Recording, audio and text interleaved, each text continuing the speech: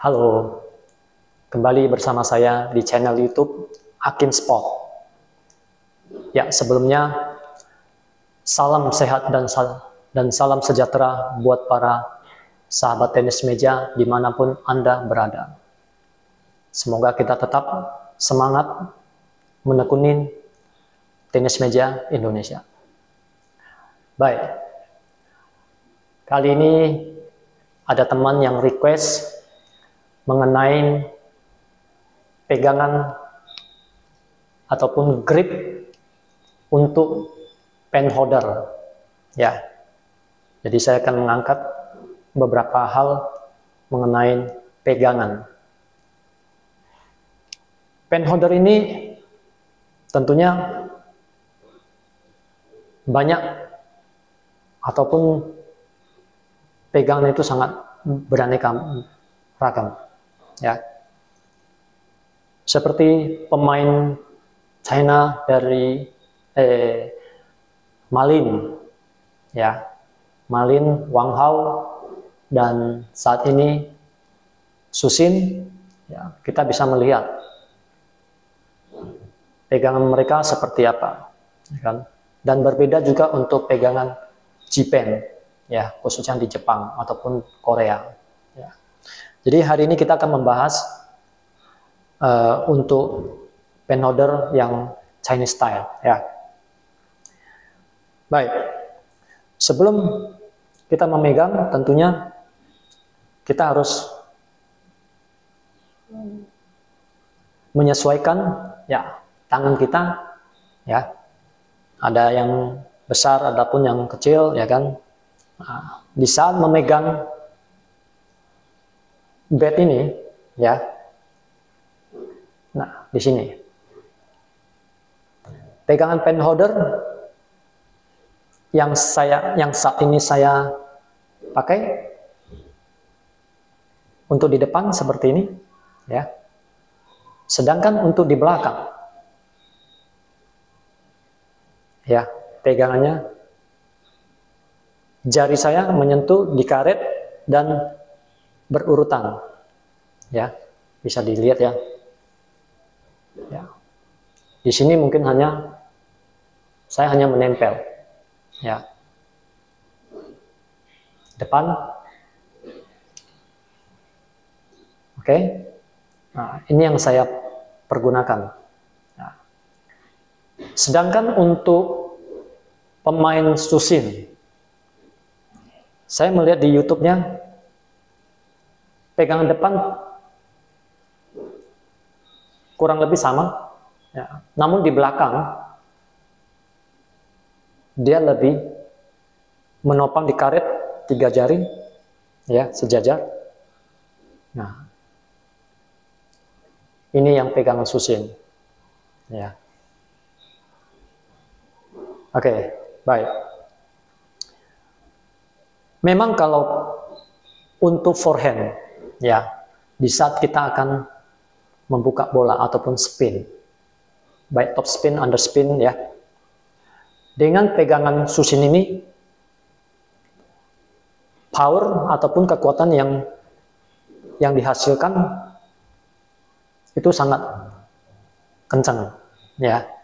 Speednya bisa dibilang power speed, ya. Ya, karena ada jari untuk di belakang semua nempel di karet, ya, depan sampai di ayun ini, jadi menekan. Sebelumnya juga yang paling penting adalah di saat kita memegang bat, pegangan depan dan pegangan belakang itu harus seimbang. Ingat, kenapa harus seimbang? Bila mana tidak seimbang, ya, saya kadang ada melihat pemain-pemain, ya, penghobi, ya, mereka pegangannya seperti ini, ya. Ini juga boleh, tapi ingat, pada saat untuk forehand ataupun backhand, ya, keseimbangan keseimbangan tangan kita saat memegang bed, takutnya ini akan goyang. Ya, makanya di saat kalau pegang kita goyang, pada saat kita pukul, tentunya bola yang kita pukul pun juga tidak 100% masuk, ya kan? Nah, makanya itu yang saya ingatkan bahwa memegang bed itu harus seimbang, ya kan? Dan fleksibel, elastis juga oke. Jadi kenapa? Pada saat kita memegang forehand, ya, dan tiba-tiba kita ingin memblok backhand, jadi tangan ini semuanya harus bisa flex, ya, lentur.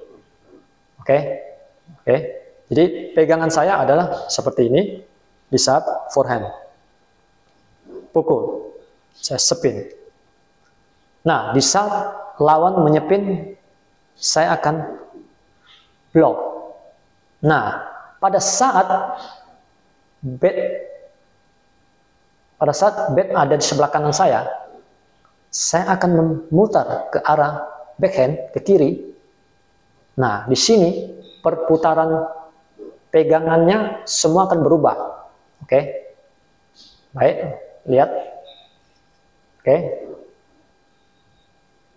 1, 2, 3. Jempol saya akan membuka. Oke. Ya, jempol saya membuka supaya bisa menutup. Dan di belakangnya tetap sama. Ya. Kenapa yang tadi saya bilang saya hanya menopang? Lebih panjang, ya, atau ke arah tengah. Karena keseimbangan ini sangat diperlukan. Ya. Ini. Sekali lagi. Ya. Otomatis jempol harus terbuka. Supaya bed ini kita bisa menutup. Oke. Baru kita push. Oke. Push. Nah, kalau misalkan kita pegangannya masih seperti yang di forehand, dari tangan kita sudah kelihatan, ya, sudah agak miring. Itu nggak enak sekali badan kita, kan? Kecuali badan memang agak turun. Nah, tapi memang diharuskan jempol ini harus dibuka.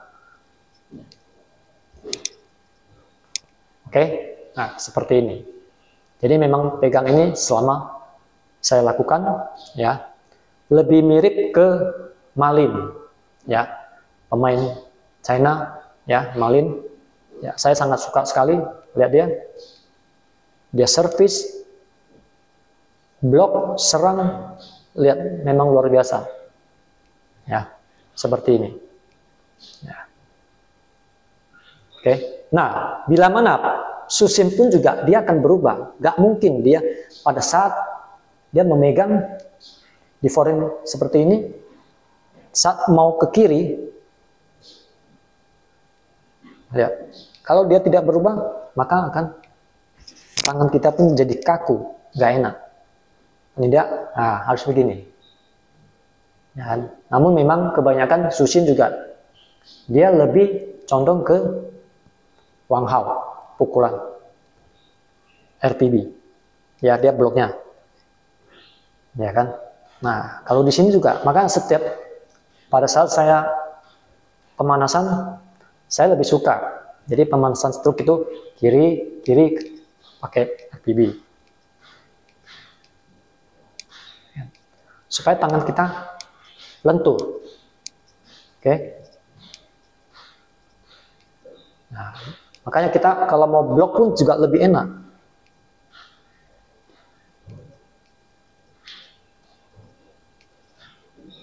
Oke.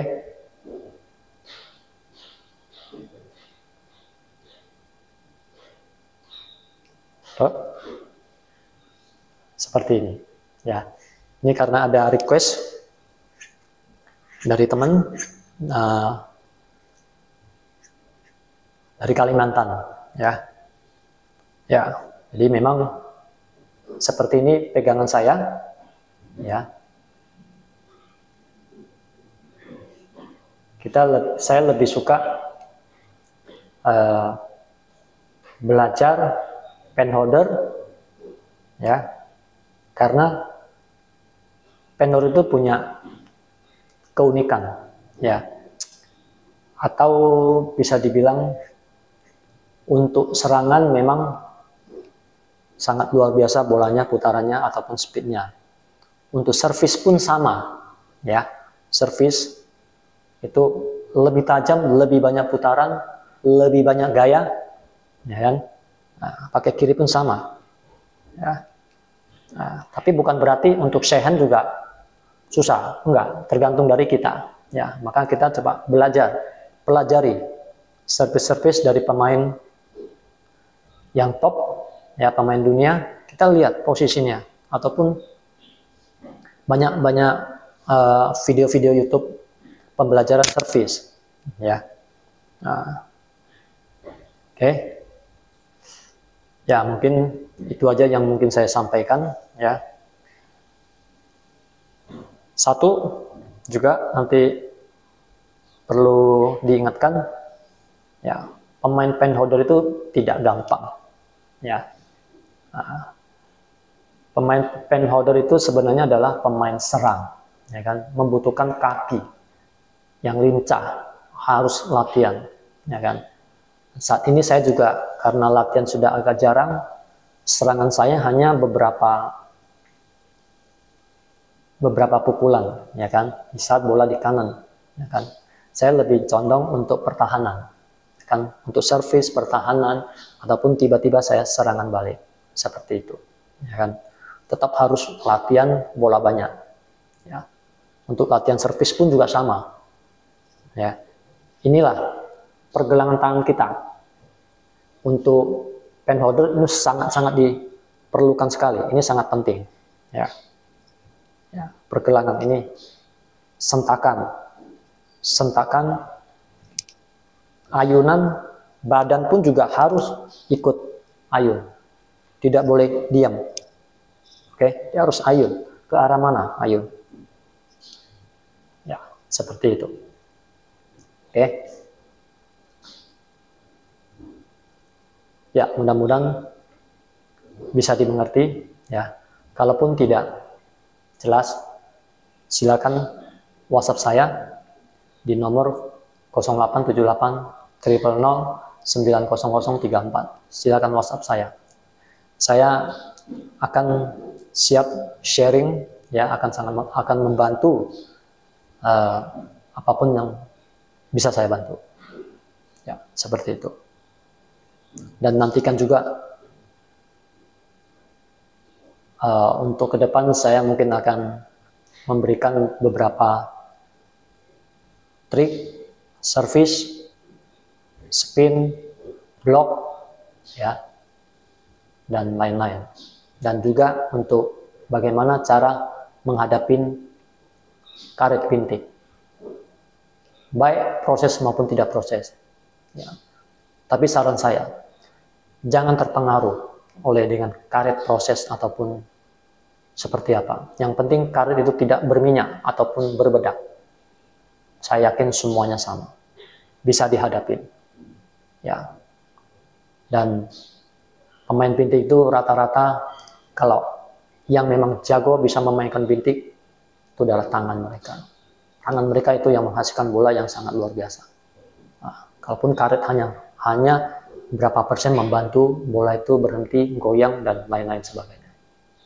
Ya, jadi ingat pesan saya, pemain bintik tetap jangan takut, ya kan. Mereka memproses bintiknya seperti apa, silakan, ya kan. Itulah namanya juga satu kesenian, ya kan. Nah, untuk merubah sesuatu menjadi lebih indah, ya kan, ataupun membuat sesuatu yang membuat orang bingung ataupun seperti apa. Tapi jangan terpengaruh, ya. Nantikan untuk di sesi berikutnya akan saya bahas. Ya, walaupun saya tidak sempurna untuk melawan bintik, saya pun bisa kalah. Ya. Namun setidaknya kita bisa tahu bagaimana cara menghadapi bintiker. Oke, nah, jadi para listener jangan patah semangat, ya kan? Jangan juga mengkucilkan para bintiker yang proses. Biarkan saja, ya kan? Nah, dengan adanya mereka, kita dapat mempelajari bola itu seperti apa, menambah wawasan juga, ya kan? Nah, jangan stres, ya. Nah, kita main pingpong tentunya juga mau happy. Kalah sekali, 2 kali, 3 kali, 4 kali, 5 kali, sampai 10 kali, tidak masalah. Tetap kita tekunin, kita pelajari. Suatu saat pasti akan menang juga. Setelah kita dapat menguasai bagaimana melawan bintik, itulah sesungguhnya kekuatan yang dari kalian belajar dari kekalahan menjadi satu kemenangan. Ya, oke. Cukup sekian dan terima kasih. Jangan lupa juga untuk like, komen, dan subscribe agar bisa mendapatkan info selanjutnya. Terima kasih. Salam sehat dan sejahtera buat kita semuanya.